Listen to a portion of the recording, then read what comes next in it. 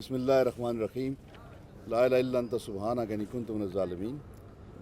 آج میں آپ تمام لوگوں کو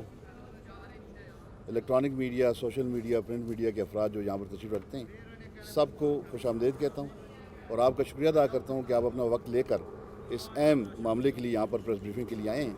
میرے ساتھ سیکٹری پاپولیشن جناب اصغر علی صاحب اور میرے ڈی جی پاپولیشن جناب سید ثقلین صاحب موجود ہیں اور میرا نام Syed Ahmed Hussain Shah, special assistant to chief minister for population welfare.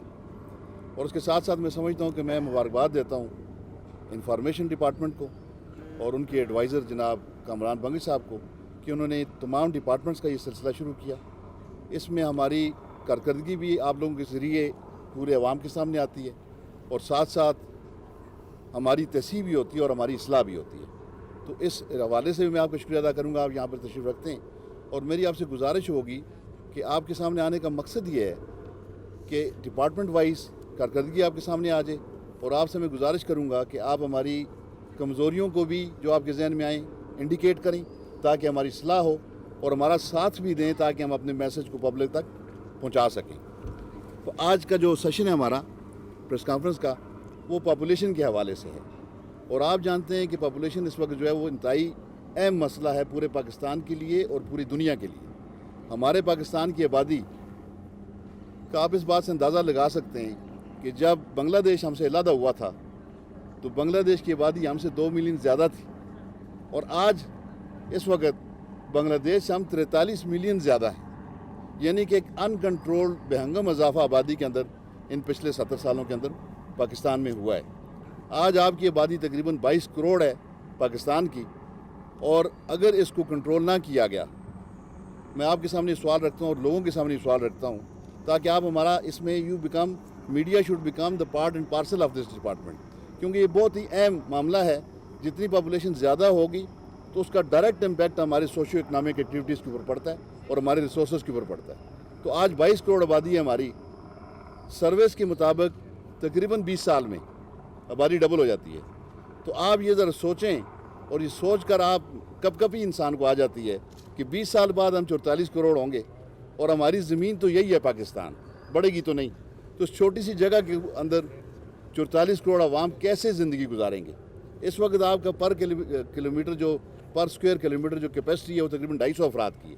اور یہ 20 سال بعد 500 افراد پہ چلی جائے گی۔ ہم بنیادی طور پر ایگریکلچر کنٹری ہیں، تو جب ہماری زمین ختم ہو جائے گی، جس تیزی سے آبادیاں بڑھ رہی ہیں اور سوسائٹیز بن رہی ہیں، زمین کم ہوتی جا رہی ہے، تو ہمارا وہ جو ایگریکلچر امپیکٹ ہے وہ بھی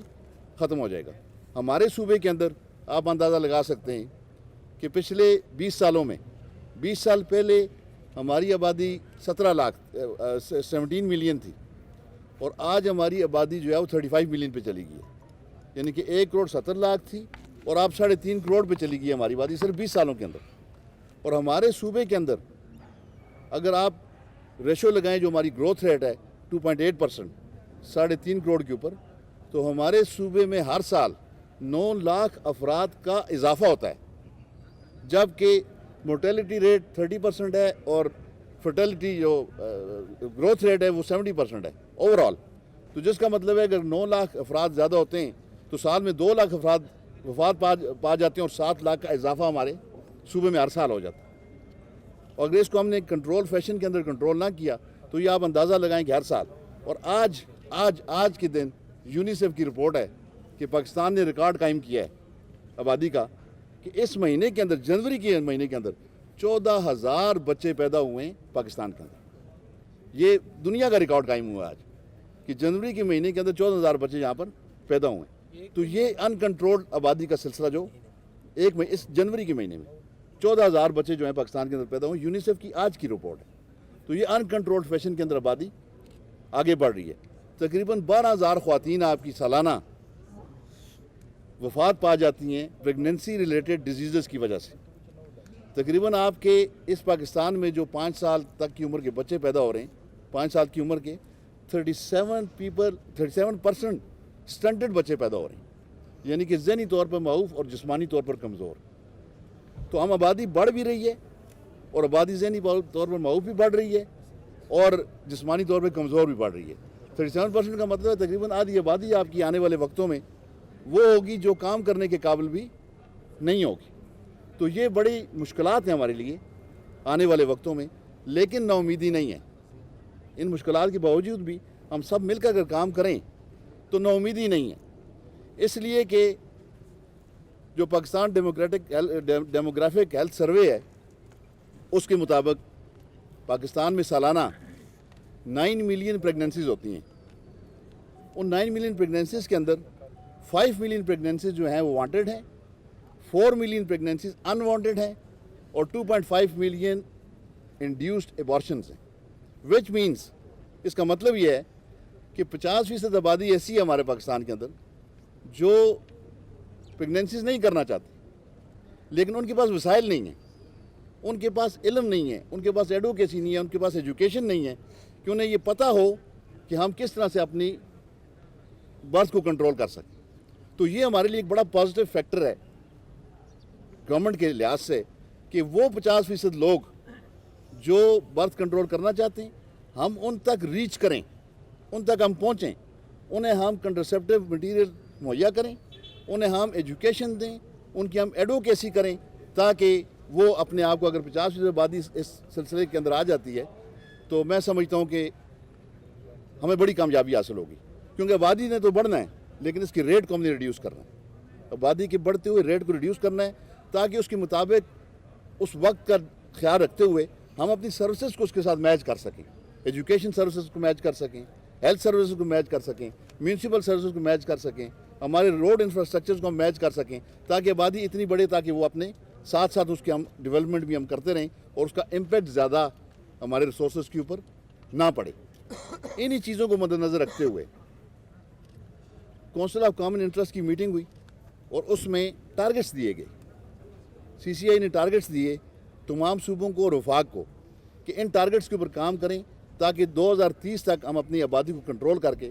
فار ایگزامپل اگر ہمارا اس وقت پاکستان کا 2.1% گروتھ ریٹ ہے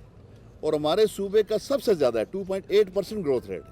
سب سے زیادہ کنٹریبیوشن آبادی میں ہمارا صوبہ کر رہا ہے, تو ہم نے اس 2.8 کو 2030 تک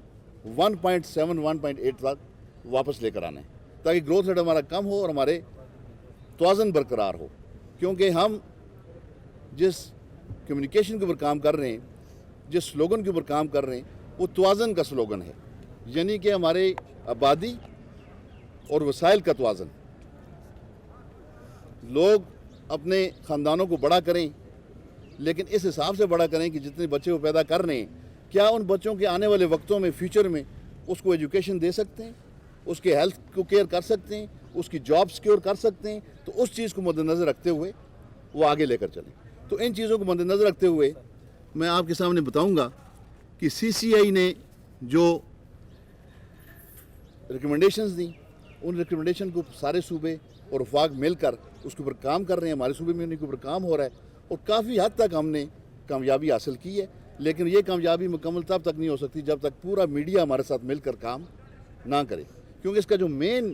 ہمارا جو مین فنکشن ہے وہ ایڈوکیسی ہے, اور ہمارا جو مین فنکشن ہے وہ سی پی آر کو انکریز کرنا ہے, یعنی کہ آپ کا کنٹرسیپٹیو مٹیریل جو ہے وہ ہر اس آدمی تک پہنچانا ہے جس کی خود ریچ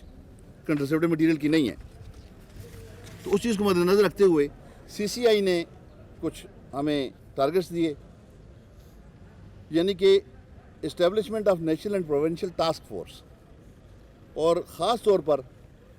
ہمارے پرائم منسٹر عمران خان صاحب کی جب سے حکومت آئی ہے تب سے یہ سلسلہ شروع ہوا ہے زیادہ تیزی کے ساتھ. آپ جانتے ہیں کہ 2010 تک جو پاپولیشن ویلفیئر کا ڈپارٹمنٹ تھا یا فیملی پلاننگ کا ڈپارٹمنٹ تھا وہ فیڈرل گورنمنٹ کا پروگیٹو تھا. 18th امینڈمنٹ کے بعد یہ صوبوں کے پاس آ گیا, لیکن 2010 سے لے کر ابھی تک کوئی خاطر خواہ کام اس کے اوپر نہیں ہو سکا. عمران خان صاحب کی جب سے حکومت وفاق میں آئی ہے تو انہوں نے بہت زیادہ تیزی سے اس کے اوپر کام شروع کیا, اور ایک فیڈرل ٹاسک فورس بنائی گئی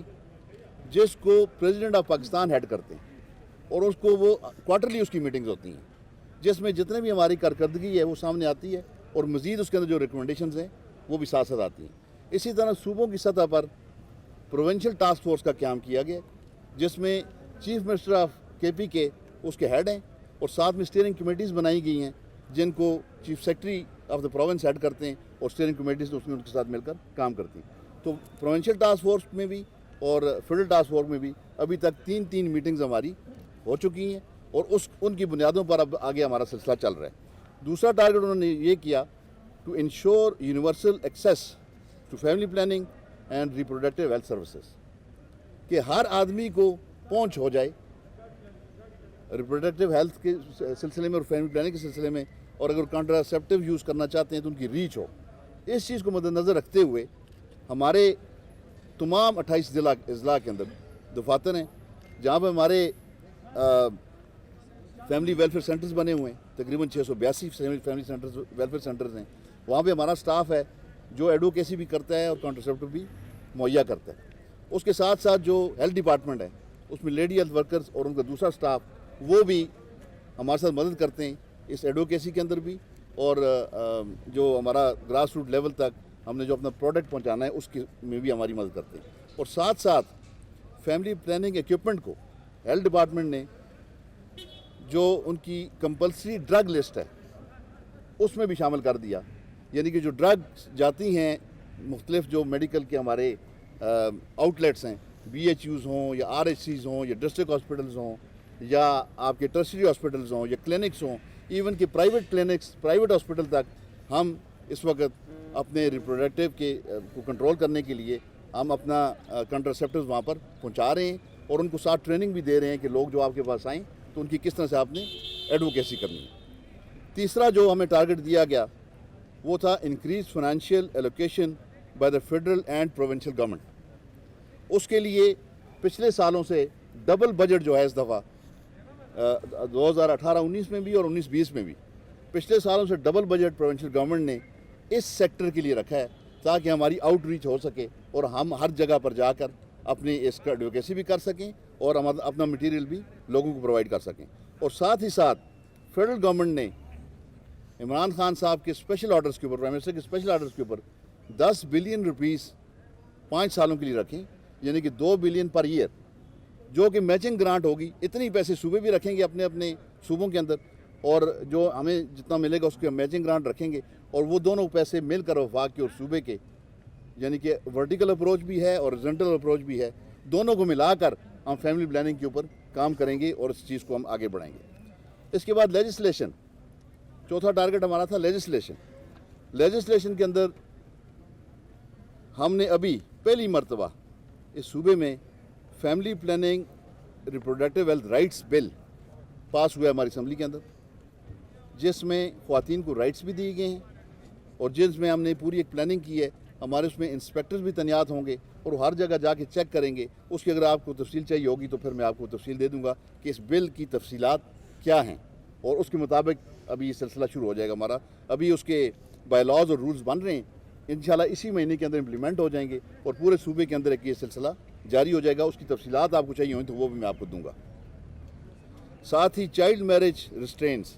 یعنی جو ارلی میرجز کی ریسٹرین ہے، اس کے اوپر ابھی بل تو نہیں آیا، لیکن اس کے اوپر ان پروگرس سے بات چیت، اگر اس کو مناسب سمجھا گیا تو وہ پھر اس کو بھی ہم لاء کی صورت میں لے کر آئیں گے۔ اور ساتھ ہی شادی سے پہلے کونسلنگ، یعنی کہ نکاح کے اندر، نکاح نامے کے اندر ہم نے شامل کیا پیراگراف بھی، اور نکاح نامے کے اندر ہمارے لوگ جا کر جو دولہا اور دلہن ہے ان دونوں کی کونسلنگ کریں گے، ان کو سمجھائیں گے کہ آبادی زیادہ ہونے کا یا بچے زیادہ پیدا کرنے کے اس میں نقصانات کیا ہیں اور فوائد کیا ہیں، تاکہ ان کو اپنی مرضی سے دونوں چیزوں کو وہ سوچ کر اپنے وسائل کے مطابق اپنی آبادی کو آگے لے کر جا سکیں۔ اس کے بعد 5واں پوائنٹ تھا ہمارا advocacy, council of common interest کا ایڈوکیسی اینڈ کمیونیکیشن۔ اس میں سب سے پہلے تو ہم نے اپنا نیشنل نیریٹو ڈیولپ کیا ہے، اس کو صوبے سے منظور کروایا ہے اور اس کو جو فیلڈ ٹاسک فورس ہے اس سے منظور کرایا ہے، اور وہ نیریٹو ہے single word and that is to be propagated, وہ ورڈ ہے توازن۔ توازن کا لفظ، توازن کا مطلب ہے کہ آپ کی آبادی اور وسائل کا توازن، کہ ہر جوڑا، ہر میرڈ کپل یہ سوچ کر اپنی آبادی بڑھائے کہ اس کے وسائل کیا ہیں،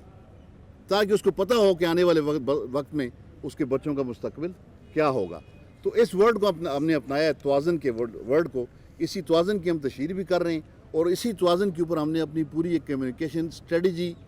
بنائی ہے، اور وہ کمیونیکیشن اسٹریٹجی کی بک جو ہے وہ میں نے اسلام آباد میں پریزیڈنٹ آف پاکستان کو بھی پریزنٹ کی، اور میں اپنے جتنے ڈپارٹمنٹ کے لوگ بیٹھے ہوئے ہیں ان کو میں خراج تحسین پیش کرتا ہوں کہ اس ساری اسٹریٹجی کے اوپر کرونا کے وقت کے اندر کام ہوا، جو کہ بڑا مشکل کام تھا، لیکن ان کرونا کے دنوں کے اندر، اب بھی کرونا ہے، پہلے سے بھی زیادہ ہو گیا لیکن ان دنوں میں بھی بہت زیادہ تھا، تو اس کے دوران ہی ہمارے دفاتر کے لوگوں نے بیٹھ کر ان کنسلٹیشن ود UNFPA،